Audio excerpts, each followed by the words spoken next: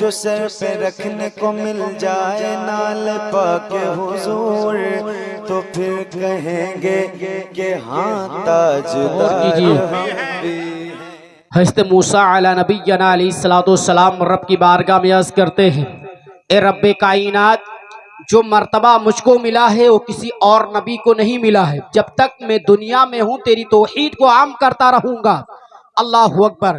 تو رب کائنات نے غیب سے آواز دی، اے موسیٰ علیہ نبینا علیہ السلام، جب تک تم دنیا میں ہو توحید کو عام کرتے رہنا اور ساتھ ہی ساتھ میں محمد کی محبت اپنے سینے کے اندر بسا کے رکھنا۔ بہت اچھا۔ پر غور کیجئے تو حضرت موسیٰ علیہ نبی علیہ السلام رب کی بارگاہ میں عرض کرتے ہیں، اے رب کائنات، یہ محمد کون ہے؟ تو اللہ رب العزت نے غیب سے آواز دی، اے موسیٰ، محمد میرا حبیب ہے۔ تو حضرت موسیٰ علیہ نبی علیہ السلام رب کی بارگاہ میں عرض کرتے ہیں، اے رب کائنات، میں تیرا کلیم ہوں، وہ تیرا حبیب ہے، کلیم و حبیب میں کیا فرق ہے؟ تو رب کائنات نے غیب سے آواز دی، اے موسیٰ، کلیم تم ہو جو مجھ کو دیکھنے کے لیے 40 دن کا چلا کر رہے ہو، حبیب وہ ہے جس کو دیکھنے کے لیے میں مشتاق ہوں گا، اور میں اسی ایک رات عطا کروں گا، شب معراج عطا کروں گا اپنے محبوب کو، جو میں اپنے محبوب کو بلاؤں گا، میرا محبوب مجھ کو دیکھے گا اور میں محبوب کو دیکھوں گا۔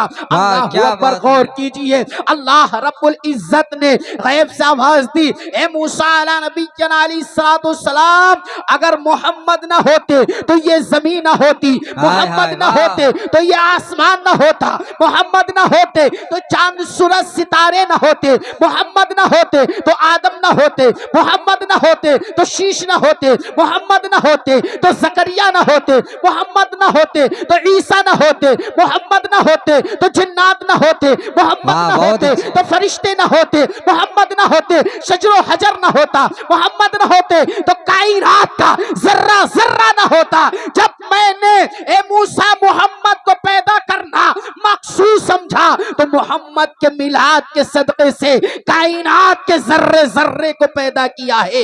حتیٰ اے موسیٰ، اگر میں نے تم کو بھی پیدا کیا ہے تو محمد کے میلاد کے صدقے سے پیدا کیا ہے۔ میرا امام فرماتا ہے، وہ جو نہ تھے تو کچھ نہ تھا، وہ جو نہ تھے تو کچھ نہ تھا، وہ جو نہ ہو تو کچھ نہ ہو، جان ہے وہ جہان کی، جان ہے تو جہان ہے۔ نعرے تکبیر، ہاتھوں اٹھا کر کے نعرے کا جواب دے بھائی، نعرے تکبیر، نعرے رسالت، مسلک اعلی حضرت، جشن عید میلاد النبی، نعرے تکبیر، نعرے رسالت، سبحان اللہ سبحان اللہ۔ بہت اچھے۔ تو غور کیجئے، یہ کائنات کا ذرہ ذرہ ہم و آپ اگر پیدا کیے گئے ہیں تو کس کے لیے، کس کے صدقے میں ہے؟ نبی کی صدقے میں، محمد مصطفیٰ کے صدقے میں ہم لوگ پیدا کیے گئے ہیں۔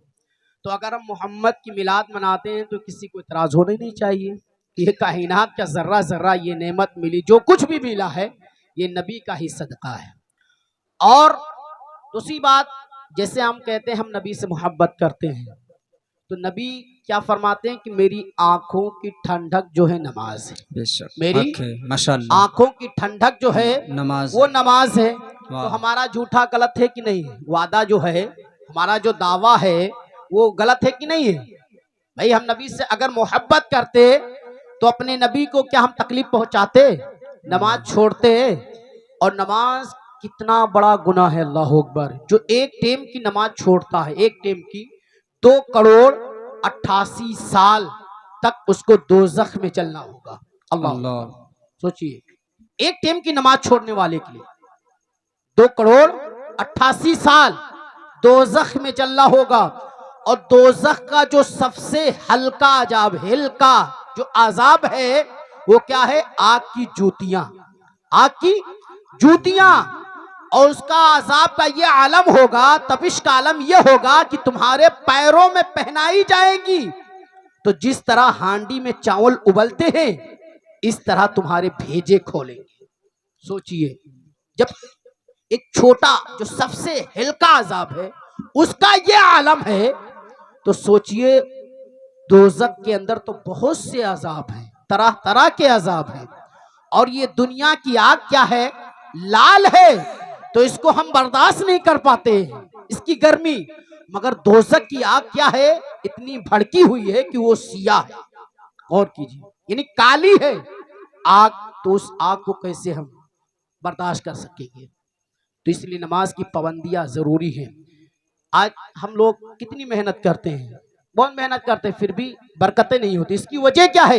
اس کی وجہ یہ کہ ہم بے نمازی ہیں، ہم نماز کی قدر نہیں کر رہے، نماز کی اہمیت کو نہیں سمجھ رہے۔ امام صاحب ہو سکتا ہے کہ عشاء کی اذان دے کے تنہائی امام صاحب کے لیے فائدہ ہی ہوتا ہوگا کہ چلو کوئی بات نہیں، اذان دے دو، نماز پڑھو، چلتے بنو، انتظار کرنا نہیں، مقتدی آئیں گے نہیں۔ تو اس میں کتنی بڑی کمیاں ہیں ہمارے اندر۔ سوچئے، بڑے پیر کو جانتے ہیں؟ غوث اعظم بڑے پیر عبدالقادر جیلانی بغدادی رضی اللہ تعالیٰ عنہ کی بارگاہ میں ایک مرید آتا ہے، عرض کرتا ہے پیر و مرشد مجھ کو دنیا کی مصیبت نے گھیر لیا ہے، دنیا کی مصیبت نے گھیر لیا ہے، کوئی طریقہ بتائیے جس سے میں دنیا کی مصیبت سے نجات مل جائے، چھٹکارا مل جائے۔ تو غوث اعظم فرماتے ہیں یہ بتاؤ کہ تمہارا مکان کہاں پہ ہے؟ تو وہ شخص کہتا ہے، وہ مرید کہتا ہے حضور میرا مکان جو ہے مین راستے کے اوپر ہے۔ تو بڑے پیر فرماتے ہیں کہ جاؤ اپنے مکان کے صدر دروازے کے اوپر پردہ ڈال دو جا کے۔ اللہ اکبر، وہ شخص آتا ہے اپنے دروازے کے اوپر پردہ ڈال دیتا ہے۔ اللہ اکبر، کچھ دن گزرتے ہیں، اس کی گھر کی جو مصیبتیں تھی، جو مصیبت میں گرفتار تھا، اس سے نجات مل جاتا ہے، گھر میں خوشیاں ہی خوشیاں آ جاتی ہے۔ وہ شخص پھر غوث اعظم کی بارگاہ میں حاضر ہوتا ہے، بڑے پیر کی بارگاہ میں حاضر ہوتا ہے، عرض کرتا ہے پیر و مرشد آج میری جو پریشانیوں میں جو مبتلا تھا وہ ساری کی ساری پریشانیاں دور ہو گئی ہیں، میرے گھر میں رحمت و نور کی بارش ہو رہی ہے۔ حضور آپ نے کوئی طریقہ نہیں بتایا، حضور آپ نے کوئی کلام پاک کی تلاوت کرنے کا یعنی کوئی آیت نہیں بتائی ہے، کوئی تعویذ نہیں دیا ہے، حضور پردے کے پیچھے کا راز کیا ہے؟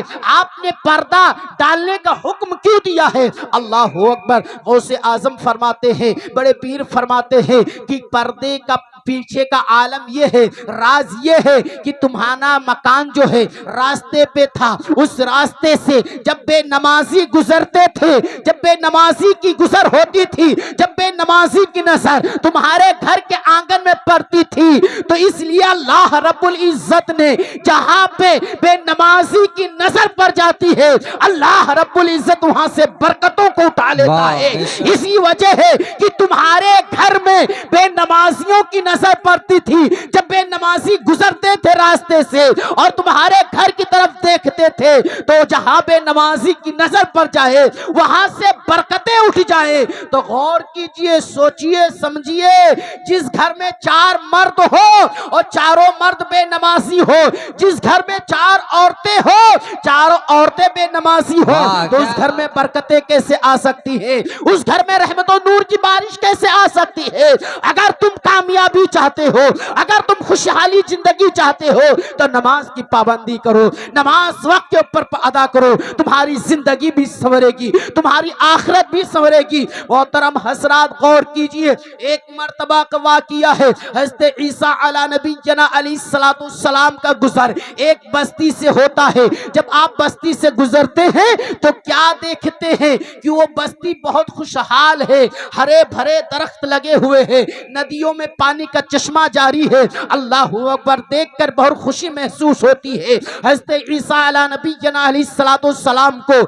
مگر کچھ عرصے کے بعد پھر جب اس بستی سے گزرتے ہیں تو کیا دیکھتے ہیں کہ درخت جو ہیں وہ خشک ہو چکے ہیں، درخت جو ہیں سوکھ چکے ہیں، ندیوں کا پانی جو ہے وہ خشک ہو چکا ہے، اور گھر مکان جو ہیں وہ گر چکے ہیں، آبادی جو ہے ختم ہو چکی ہے، وہ گاؤں ختم ہو چکا ہے۔ تعجب میں ہے، رب کی بارگاہ میں عرض کرتے ہیں اے پاک پروردگار عالم، جب میں اس سے پہلے اس راستے سے گزرا تھا، اس بستی کے پر نظر پڑی تھی تو یہ بستی آباد تھی، شاد و آباد تھی، مگر اب یہ کیسی بستی ہو گئی ہے؟ اللہ اکبر۔ تو رب کائنات نے غیب سے آواز دی، عیسیٰ علی نبینا علیہ السلام سنو سنو، اس سے پہلے یہ لوگ نماز کی پابندیاں کیا کرتے تھے، نماز ادا کیا کرتے تھے، اس لیے گاؤں شاد و آباد کے ساتھ साथ जिंदगी बसर करता था, मगर इन्होंने नमाज को तर्क करना छोड़ दिया है, नमाज पढ़ना छोड़ दिया है। यही वजह है कि ये बस्ती वीरान हो गई है। तो मोहतरम हजरात, अगर आप अपने गांव को खुशहाली की मंजिल की तरफ देखना चाहते हो तो नमाज की पाबंदी करो, नमाज अदा करो। और मोहतरम हजरात गौर कीजिए, हज़रत नूह अला नबी जना अलैहिस्सलातु सलाम है, अल्लाहु अकबर, क्या शान है, अल्लाहु अकबर। हज़रत नूह अला नबी जना अलैहिस्सलातु सलाम की कौम के ऊपर अल्लाह रब्बुल इज्जत ने जब आजाब को भेजना था तो उससे पहले अल्लाह रब्बुल इज्जत ने गैब से आवाज दी, ए नूह अलैहिस्सलाम, जो तुम्हारे मानने वाले हैं, जो तुमसे मोहब्बत करने वाले हैं, जो नमाजी हैं, उनको तुम अपनी एक कश्ती में सवार कर लेना और उसके बाद मैं पानी का सैलाब भेजूंगा, आजाब भेजूंगा, जिससे जो बेनमाजी है, जो तुम्हारे गुस्ताख हैं, यानी नबी से जो दुश्मनी करने वाले हैं, नबी के जो गुस्ताख हैं, बेजो नमाजी हैं, अल्लाह रब्बुल इज्जत फरमाता है मैं उनके ऊपर पानी का सैलाब भेजूंगा। अल्लाह अकबर। इसी सिलसिले में हज़रत नूह अला नबी जना अलैहिस्सलातु सलाम बस्ती में निकलते हैं और जो उनके मानने वाले जो है, उनका कलमा पढ़ने वाले जो है, जो नमाज की पाबंदियां करने वाले थे, उनको बताने लगते हैं कि फला दिन तुम लोग मेरी कश्ती में सवार हो जाना, क्योंकि अल्लाह रब्बुल इज्जत आजाब भेजने वाला है। अल्लाह अकबर। इसी सिलसिले में एक बूढ़ी माँ के झोपड़ी में पहुंचते हैं हज़रत नूह अलैहिस्सलाम। वो बूढ़ी माँ हज़रत नूह अलैहिस्सलाम से मोहब्बत भी करती है, हज़रत नूह अलैहिस्सलाम का कलमा भी पढ़ती है और अल्लाह रब्बुल इज्जत की इबादत भी करती है। अल्लाह अकबर। हज़रत नूह अलैहिस्सलाम अब बूढ़ी माँ से वादा कर लेते हैं कि यानी तुम जब आजाब आएगा, पानी का सैलाब आएगा, मैं तुमको खबर दे दूंगी और तुम आ जाना, कश्ती में सवार हो जाना। अल्लाह अकबर। इसी सिलसिले में हज़रत नूह अलैहिस्सलाम तबलीग शुरू करते हैं। बहरकैफ जब आजाब आया तो हज़रत नूह अलैहिस्सलाम उस बूढ़ी माँ के भूल जाते हैं, ज़हन से बात निकल जाती है। अल्लाह अकबर। सैलाब आया, सैलाब आके गाँव यानी उस कौम को मैंने हलाक करके चला गया। अल्लाह अकबर। जब सैलाब खत्म हुआ, हज़रत नूह अलैहिस्सलाम को ख्याल आया कि मैंने एक बूढ़ी माँ से वादा किया था, मगर उस बूढ़ी माँ को लेना भूल गया है। चलो देखते हैं, चल के बूढ़ी माँ का यानी पता लगाते हैं। अल्लाह अकबर। हज़रत नूह अला नबी जना अलैहिस्सलातु सलाम जो है, बूढ़ी माँ की झोपड़ी के करीब जब पहुंचते हैं तो क्या देखते हैं कि झोपड़ी सलामत है। हज़रत नूह अलैहिस्सलाम को दिल में तसल्ली होती है कि झोपड़ी सलामत है। अल्लाह अकबर। हज़रत नूह अलैहिस्सलाम झोपड़ी के अंदर जाते हैं, दाखिल होते हैं तो क्या देखते हैं कि झोपड़ी के अंदर बूढ़ी माँ जो है इबादत कर रही है, नमाज अदा कर रही है। अल्लाह अकबर। जब नमाज से फारिग होती है बूढ़ी माँ तो क्या देखती है कि नूह अलैहिस्सलाम मेरे झोपड़ी के अंदर तशरीफ फरमा है। बूढ़ी माँ फरमाती है, ए नूह अलैहिस्सलाम, क्या अजाब आने वाला है, क्या मैं अपना सामान लूं और कश्ती में सवार हूं चल के। अल्लाह अकबर। गौर कीजिए, हज़रत नूह अलैहिस्सलाम फरमाते हैं, ए बूढ़ी माँ, क्या आपको खबर नहीं है कि सैलाब आया और सैलाब आके तबाही मचा के लोगों को हलाक बर्बाद करके चला गया, क्या आपको खबर नहीं है। उस बूढ़ी माँ ने कहा, ए नूह अलैहिस्सलाम, मुझको खबर ही नहीं कि किस वक्त सैलाब आया और कोहराम मचा के चला गया, मुझको खबर नहीं, मैं तो नमाज पढ़ रही थी, मैं तो नमाज में मशहूर थी। और तरम हसरात, इस वाक़ये से पता चलता है कि जो नमाज का पाबंद होता है, अल्लाह रब्बुल इज्जत उसकी तमाम मुसीबतों को, तमाम बलाओं को अल्लाह रब्बुल इज्जत दूर फरमा देता है, उसको हिफाजत में अल्लाह रब्बुल इज्जत रखता है। और नमाज की जो पाबंदी करता है, अल्लाह रब्बुल इज्जत खुशहाल रहता है। जो नबी से मोहब्बत करता है वो शख्स हमेशा खुशहाल रहता है, तमाम बलाओं और तमाम मुसीबतों से वो शख्स दूर होता है जो नमाज की पाबंदी करे और जो नबी से मोहब्बत करे। इसलिए मोहतरम हज़रात, नमाज भी पढ़ो, रोजा भी रखो और नबी की मोहब्बत भी अपने सीने के अंदर बसाओ। मेरे पीरो मुर्शिद हुजूर ताजुश शरिया अलैहि रहमा फरमाते हैं कि ये जिंदगी नहीं है किसी के लिए, ये जिंदगी नहीं है किसी के लिए, یہ زندگی ہے نبی کی نبی کے لیے، واہ یہ زندگی نہیں ہے کسی کے لیے، یہ زندگی ہے نبی کی نبی کے لیے۔ نہ سمجھ مرتے ہیں زندگی کے لیے، نہ سمجھ مرتے ہیں زندگی کے لیے، جینا مرنا ہے سب کچھ نبی کے لیے، واہ جینا مرنا ہے سب کچھ نبی کے لیے۔ اور اپنی زندگی کا ایک مقصد بنا لیجئے۔ میرے پیو مرشد فرماتے ہیں، کیا فرماتے ہیں کہ یہ زندگی نہیں ہے کسی کے لیے، یہ زندگی ہے نبی کی نبی کے لیے۔ نہ سمجھ مرتے ہیں زندگی کے لیے، جینا مرنا ہے سب کچھ نبی کے لیے۔ اور مجھے کیا فکر ہو اختر، میرے یاور ہیں وہ یاور، مجھے کیا فکر ہو اختر، میرے یاور ہے وہ یاور۔ بلاؤں کو جو میری خود گرفتارے بلا کر دے، بلاؤں کو جو میری خود گرفتارے بلا کر دے۔ میرے امام فرماتے ہیں چمک تجھ سے پاتے ہیں سب پانے والے، یا رسول اللہ چمک تجھ سے پاتے ہیں سب پانے والے، میرا دل بھی چمکا دے چمکانے والے، برستا نہیں دیکھ کر ابر رحمت، بدوں پر بھی برسا دے برسانے والے۔ میرے آقا سرکار مصطفیٰ صلی اللہ تعالی علیہ وسلم ارشاد فرماتے ہیں صحابی رسول سے کہ اپنے ایمان کو تازہ کرو۔ تو صحابی رسول عرض کرتے یا رسول اللہ ایمان کو کیسے تازہ کیا جائے؟ نبی فرماتے ہیں کہ لا الہ الا اللہ محمد رسول اللہ پڑھ لیا کرو، تمہارا ایمان جو ہے تازہ ہو جائے گا۔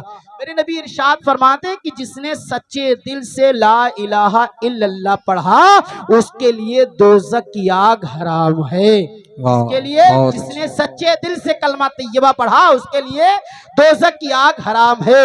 میرے آقا سرکار مصطفیٰ صلی اللہ علیہ وسلم ارشاد فرماتے ہیں کہ جب کوئی مومن بندہ لا الہ الا اللہ محمد رسول اللہ پڑھتا ہے تو اس کی آواز جب عرش اعظم پہ پہنچتی ہے تو عرش اعظم وجد میں آ جاتا ہے، عرش اعظم ہلنے لگتا ہے۔ تو رب جانتا ہے کہ یہ عرش کیوں ہل رہا ہے، مگر پھر بھی رب کائنات ارشاد فرماتا ہے اے عرش تو کیوں ہل رہا ہے؟ تو عرش اعظم عرض کرتا ہے اے پاک پروردگار عالم، روئے زمین کے اوپر تیرے کچھ نیک بندوں نے لا الہ الا اللہ محمد رسول اللہ کا ذکر کیا ہے، میں اسی کی مستی میں جھوم رہا ہوں۔ تو رب فرماتا ہے اے عرش اعظم تو ٹھہر جا، کیونکہ کلمہ پڑھنے والا پڑھ کے خاموش ہو گیا ہے۔ تو عرش عرض کرتا ہے اے پاک پروردگار عالم میں اس وقت تک نہیں ٹھہروں گا جب تک کلمہ پڑھنے والے کی مغفرت نہ فرما دے۔ اللہ اکبر۔ تو رب فرماتا ہے اے عرش اعظم تو گواہ ہو جا، جس نے لا الہ الا اللہ محمد رسول اللہ پڑھا ہے میں نے اسے بخش دیا ہے۔ سبحان اللہ۔ اس لیے محترم حضرت ہمیشہ کلمہ طیبہ پڑھتے رہیے، اپنی نیکیوں میں اضافہ کرتے رہیے، اپنے ایمان کو تازہ کرتے رہیے، تمہاری زندگی بھی سنورے گی اور تمہاری آخرت بھی سنورے گی۔ وہ جو نہ تھے تو کچھ نہ تھا، وہ جو نہ ہو تو کچھ نہ ہو، جان ہے وہ جہان کی، جان ہے تو جہان ہے۔ رب کی بارگاہ میں دعا ہے کہ رب کائنات میرے بولنے میں، آپ تمامی حضرات کے سننے میں کسی طرح کی غلطیاں خامیاں ہوئی اسے رب کائنات معاف فرمائے۔ بلند آواز سے استغفار پڑھے، استغفر اللہ ربی من کل ذنب واتوب الیہ۔ بلند آواز سے کلمہ طیبہ پڑھیے، لا الہ الا اللہ محمد رسول اللہ صلی اللہ علیہ وسلم۔